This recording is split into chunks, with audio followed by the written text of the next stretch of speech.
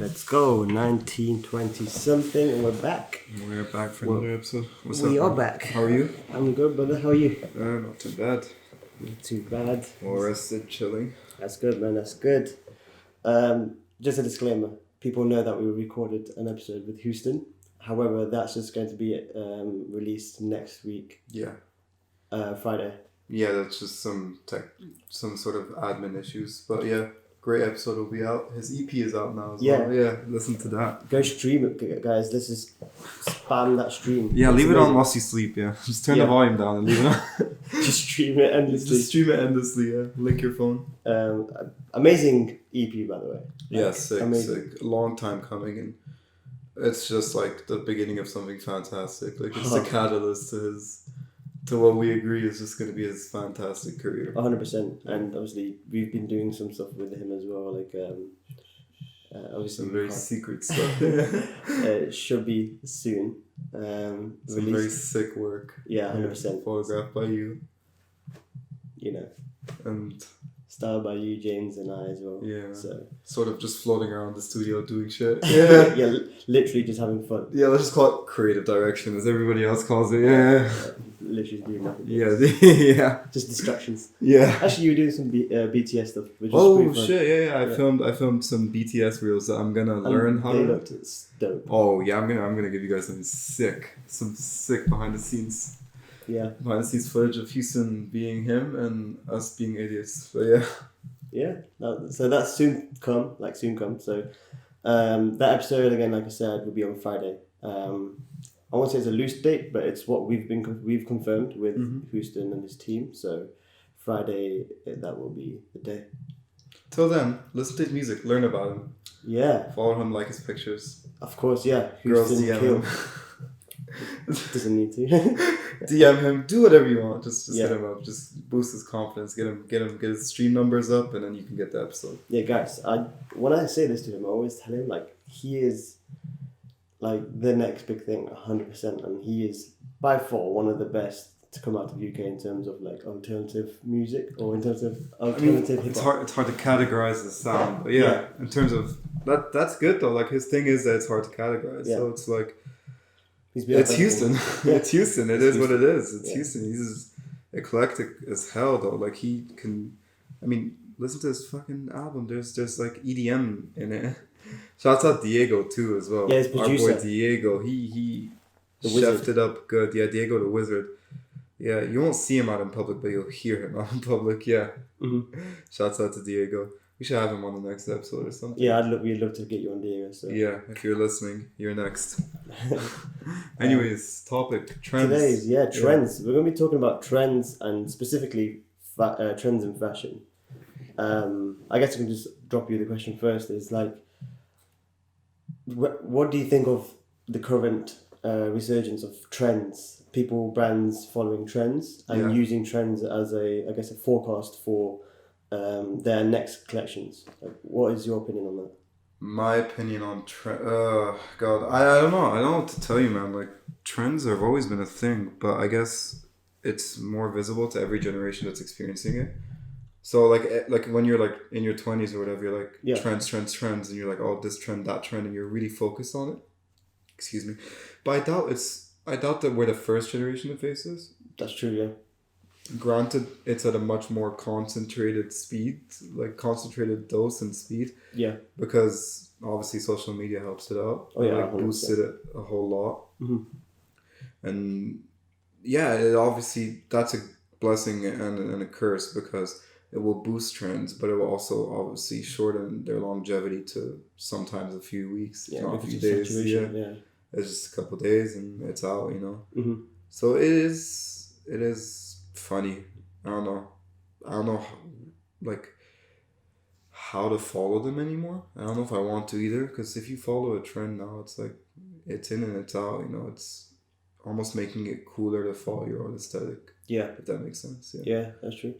But yeah, what's your take on it? What do you think? I think recently I've started to and I say recently, it's been like the past year, I've sort of stayed away from them as much as I could. Like, I'm a sucker for trends. I think everyone is. Yeah, some things you just see and they're like, wow. I mean, there's a reason they come, and there's a reason they blow up. Exactly. Yeah. And Like, it's easy just to be a sucker to them because, again, social media, like you said, outside influencers, friends, social influencers and stuff like that. And these little, like, pandemics. I'm reading a book called, I read a book called Malcolm Gladwell, The Tipping Point, and it talks about pandemics and how social influencers can create these huge pandemics. And that's what I see. It's a really good book, so a good read. That's pretty sick. Yeah. Pick it up. And he talks about how... yeah, take it off me, yeah.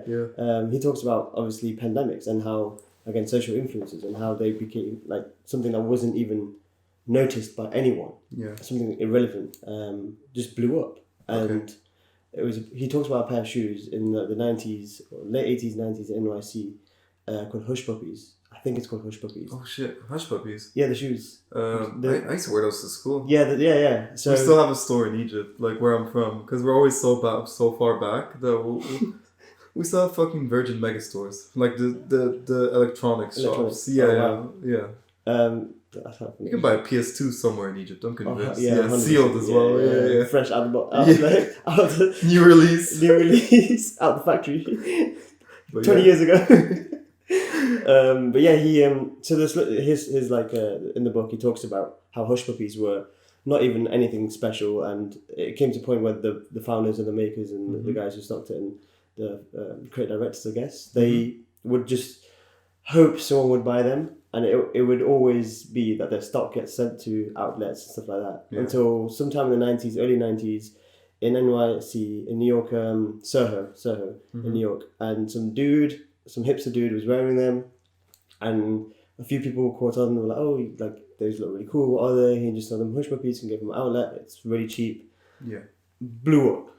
And they just started making millions. Oh, this goes back to this whole, like, catalyst theory. Yeah. Like, that I was saying our friends, like, oh, your catalyst is going to be at this point. And people are like, what do you mean? Like, this has been going on for years. I'm like, no, but it feels like something. Yeah. I feel like every trend, it's crazy. If you think about it, every trend has that one interaction, that one possibly brief non-verbal interaction. Somebody might look at somebody and just go steal that.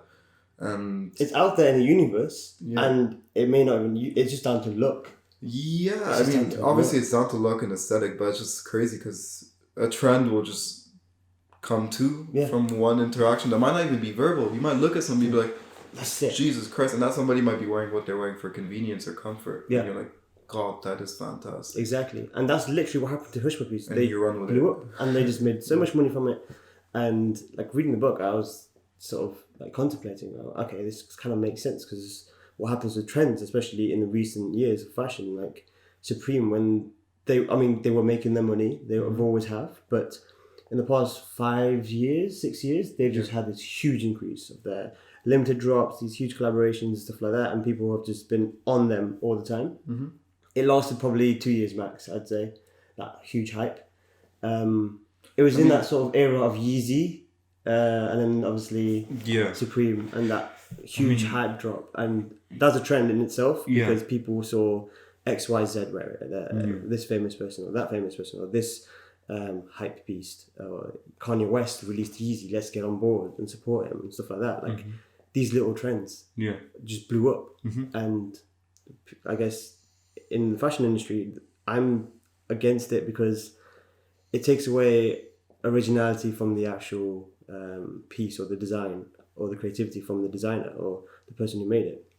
And because it's so hyped up now, it's oversaturated, people are now looking for something new now. It's like we're socially constructed in our minds to look at something that's something new. We're always looking for something 100%, new. like we never our appreciate. attention spans are obviously far lower than they used to be, just because everything is simplified and packaged all neatly, neatly aesthetically, in an aesthetically pleasing manner and in an ergonomically, satisfying manner, and you just kind of get everything, little morsels of everything. You don't really have to dwell too much into anything. I mean, Google anything and you know it. That's it. You can look at anything on Instagram and you know it. You can witness a trend and you know it. You're a part of that movement, and there's actually a counter movement or like sort of like another section of that movement that tells people, not to be ashamed of seeing something on Instagram and then following it. It's like, oh no, you're a part of us, you're a part of this skate movement, or you're part of this whatever movement, and it's all very inclusive. But that then also means that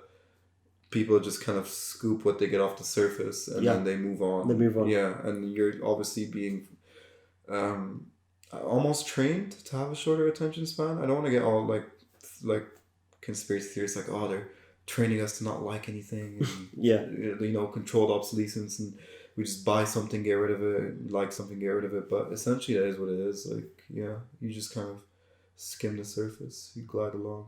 And it's frustrating, to be fair. And like, there's so many cool designers out there, like, especially underground or young designers, and they do something, people catch on, and then it's just like you're forgotten next week. Oh yeah, 100%. And it sucks. And I feel like, like you were saying, we're sort of trained. We are trained to sort of have a shorter attention span, and especially in the fashion industry, it's like so fast now. Like, everyone's just catching on and then leaving it, catching on and leaving it. I'm gonna link this to like the British Fashion Awards, where Rihanna won. Her brand is Fenty, right? Is it Fenty? Or was that Fenty Beauty? And her brand is called Fenty. Yeah. So her I guess her umbrella or holding company or whatever it is Fenty. That's her individual brand. Yeah. You know? So I think it was Fenty that won Urban.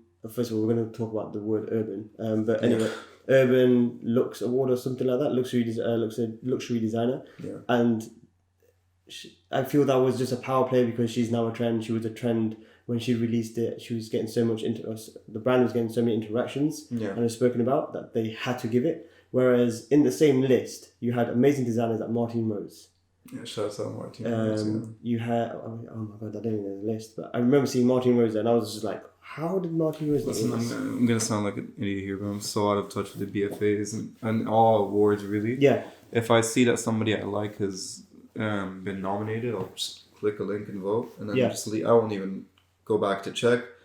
I'm the same. It was just, I saw it as a trend on Instagram, and I was like, you know what, I'm going to speak up. And I spoke about it on Instagram, saying that people who are chasing these awards, even though urban, to class someone urban, just because of, again, the skin color and the race. Yeah, we had like this discussion a couple of times. It's like, how are you going to use a city planning term to describe people? You know, like when specific people, minorities, ethnic minorities, or black, brown, BAME, whatever you fall into, like, you're in these urban areas or whatever it is because of years of systemic like redlining or whatever reason. Like we've obviously spoken about this in multiple other episodes, and we can go on this tangent for hours now. But you've fallen into this situation and you're placed in this less I guess underdeveloped or under supported, underprivileged area or whatever. Yeah. And then you're also automatically associated as that. So you have to be hip hop. You have to be urban. Exactly. You have to be street. You have to be just whatever, like grimy. You have to be underground. The whole trends thing is like, trends oftentimes come from people who are at their most creative stage in their life. And that is often when you are in situations of some sort of adversity. Yeah. You tend to get creative, or you're recovering from some sort of adversity. Of course, yeah. And it's like, you're gonna end up like making one thing, and then the catalyst that we were speaking about happens, and then your idea gets taken from you, and it's all that pressure that creates the gem.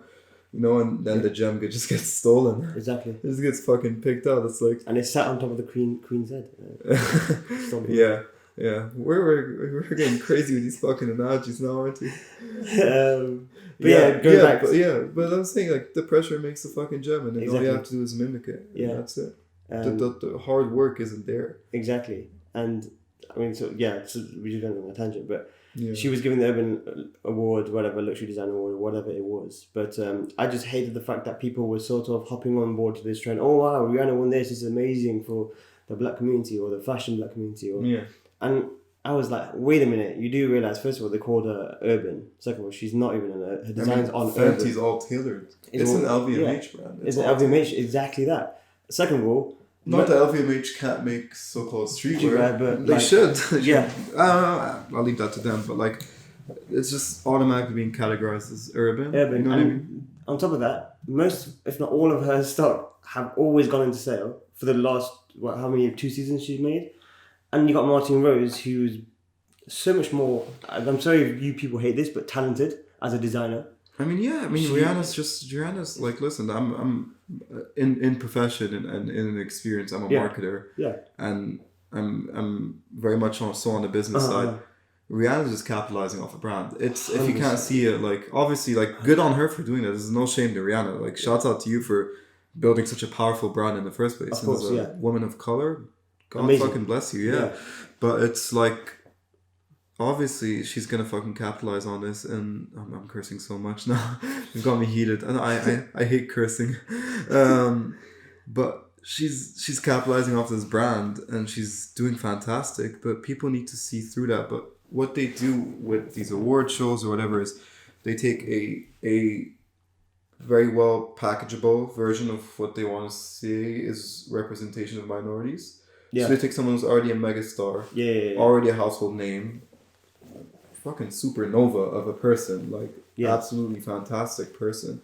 And then they're like, you know what, we're going to take this, tokenize it, and then sell it back to you as a representation of the whole black community or the whole minority community. When, as a fact, like, that's not the due diligence. That's not it. It's a whole fucking... Oh, God, keep cursing. We're going to get demonetized. Yeah, we're going to get demonetized so fast. But it's a whole process where you have to look back to the very mine where you picked out that gem, you know? Yeah. Go back to that, as you would call it, urban like group or whatever, which is a horrendous way to put it. Go back there and look into it. Offer more positions. Offer more educational services. Offer more scholarships. I'm not saying give stuff out for free, because the counter argument is like, oh well, you don't just deserve this because you're black or you're brown or whatever. You don't need this extra push. Well, and I'm pretty sure people of color don't want handouts. Nobody wants to be as equal as the next person. 100% no. And then you're like, oh yeah, well, you don't deserve. What is this, like a token or something? Well, it's like, A, society already puts these people back. B, no one wants that. They're only asking for equality. Just asking for equality isn't necessarily infringing on your rights. No. We're asking for a pure meritocracy, like a transparent, non-discriminatory meritocracy, which is what it should be, but it's not. You know what I mean? And then, I've never heard that word in my entire life. Meritocracy. Yeah, go.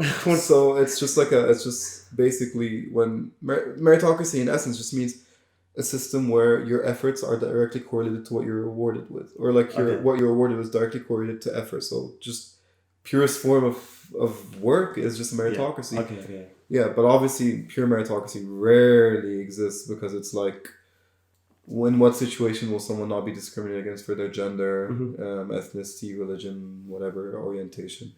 But so they're trying to package it back to people. It's like, we did this. But nobody wants just that, you know what I mean? And I'm not speaking on behalf of the black community because I'm not a part of it, but nobody wants just that little, more, and then white editors go back and say, it's fantastic for the black community. What Rihanna's accomplished as Rihanna, amazing. Outside of BFA's opinion, is fantastic for the black community.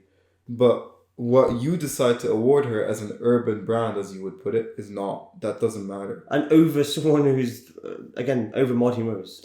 For goddamn, like... You love Martin Rose so much. I mean, obviously. I mean, she's fantastic. She's amazing work. And if you're going to choose over two designers creatively who are better, who have had more success and is more successful over years, it's Martin Rose. Yeah. I'm pretty sure, I think Simon Ross was in that award, I'm not sure. Simon Ross. And obviously, again, another person to shut off, but I don't know if he was, so correct me if I'm wrong, but I do remember seeing Martin Rose and I was thinking, what the fuck? Yeah. But going back to my Instagram post, all I said was, look, if you're a young designer or someone who's trying to get in the world of fashion, don't feel like these awards are like the necessity for your acceptance of your designs. No. What's important is your following, the people who love your work. Feed off that, because that's more important than a fucking Urban Looks award. Like, nobody cares. I'm telling you, man. It's just... Again, that's just part of this trend. Like, so much more trends, such as appreciation of cultures.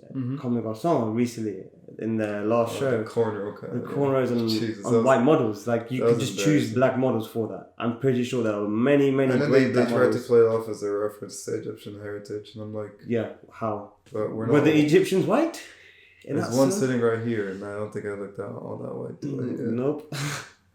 yeah, again, trends. Just there's so many cons to it, and I feel like they outweigh the pros. Yeah. Because the pros are that someone who's really grinded and worked hard for their position or for their life to survive, they finally get this big break, and they become a trend, and they're huge, and they've made so much money from it. Like that's the only pro I can see.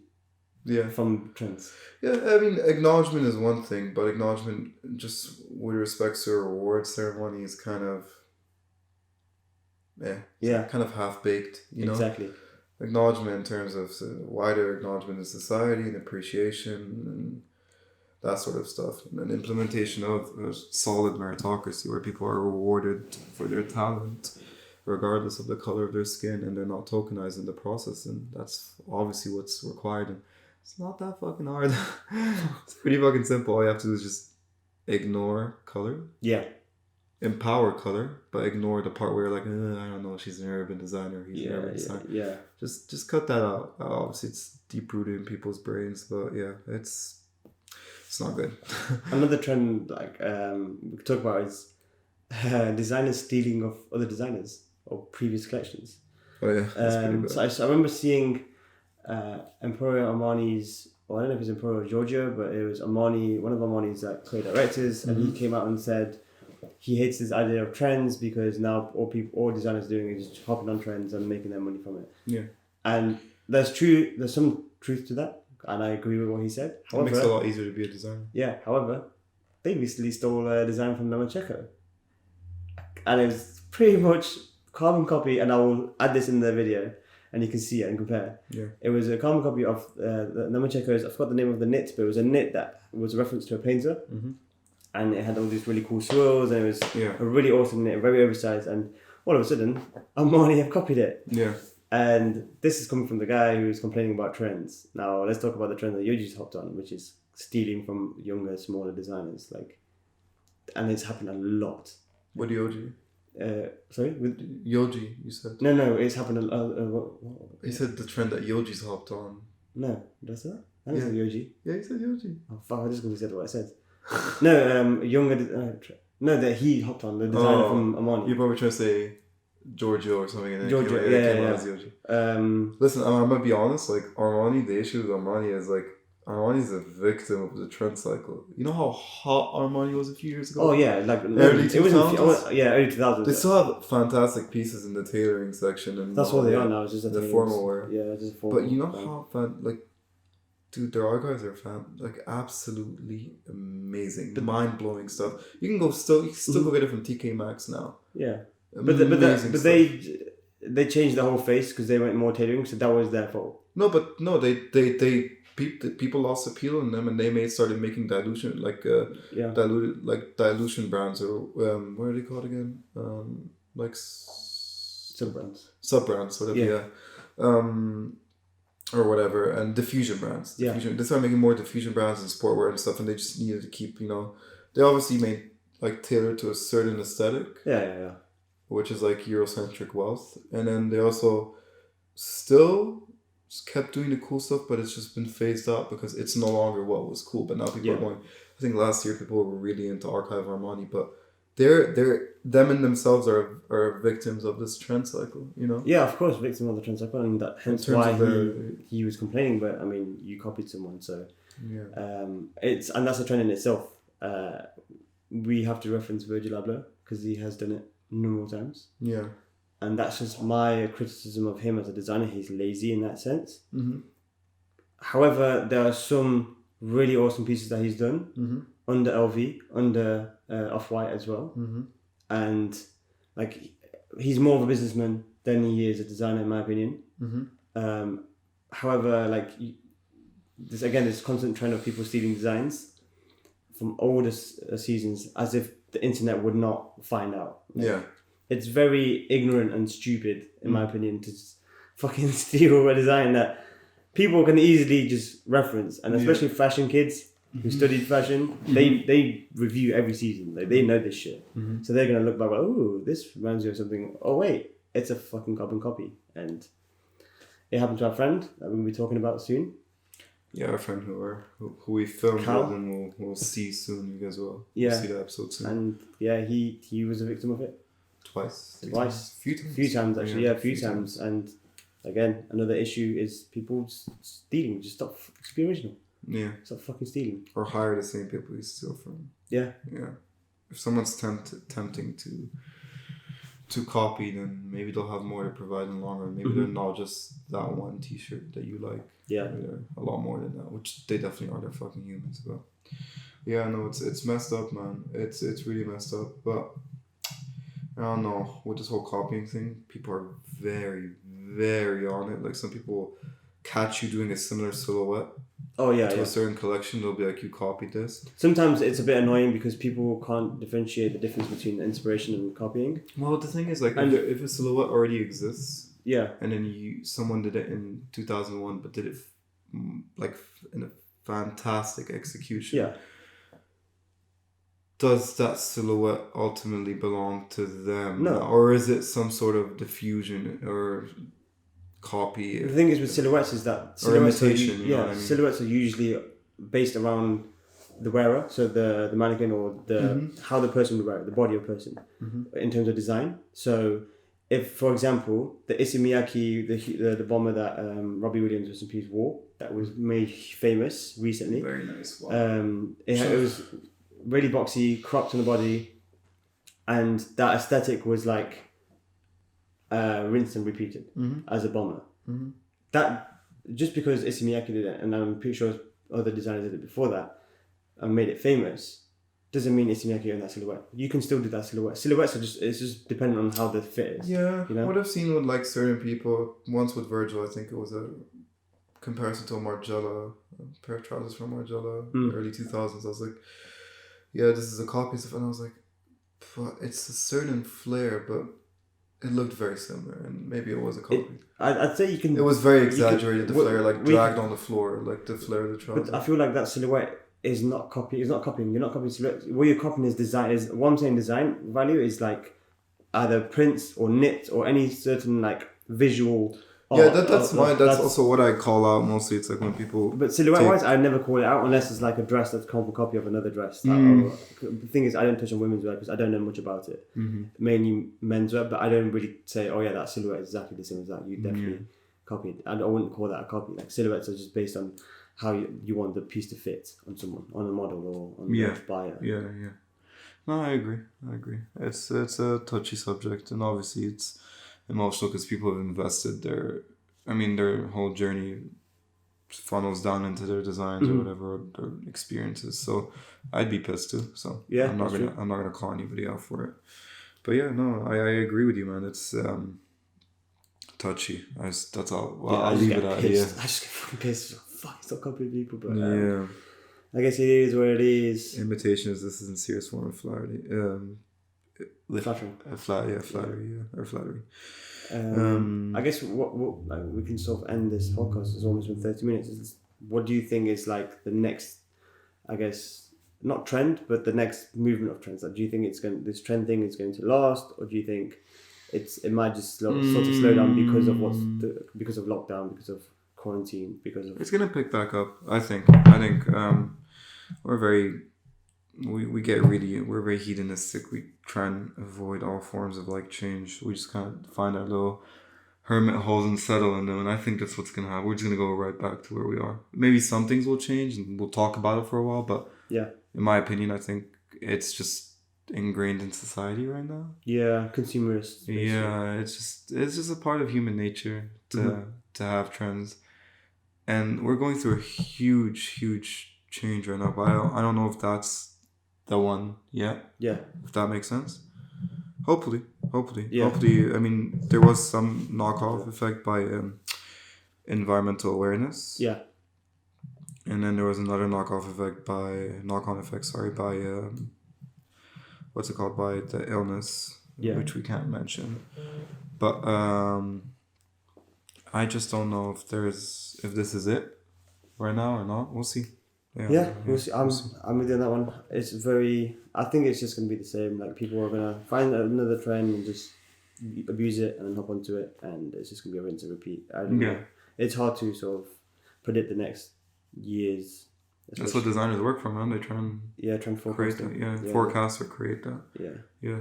Okay. Anyways, great talk, man. Good talk. Yeah. All right. Hope you guys enjoyed it. Thanks for tuning in. All the usual stuff will be in the description box below. Our Instagram, our Spotify, Apple Podcasts. Now we are on there officially, which is awesome. And also all those links will be down below. If you have any questions or any you want to ask us or you want or give us any criticism, just drop in the comments below or DM us on Instagram. Yeah. And we'll be sure to let you guys know. Also, I did do a sort of Q&A or I wanted criticism from our first episode, and people said the sound quality, or one person, or a few people actually did mention the sound. We did get some good positives from the sound. Again, we're using basic setup. We will get better at this, and this is my first time using any audio software. Yeah, people need to also realize that we're doing this as a sort of an outlet for our opinions. Yeah, it's a cool thing to do. Exactly. It's obviously it might lack some structural integrity, but of course, we're learning as we go, and we're obviously also just doing this. We have our own careers and stuff. Exactly. This is just a good dumping point for opinions that you can't walk around saying. And again, we are super appreciative for all the feedback, all the love that we got from the first episode, all the subscribers, the viewers, the listeners. It was amazing. So again, we appreciate that a lot. So thank you very much, guys. Thank you. Yeah, thanks for listening. Peace.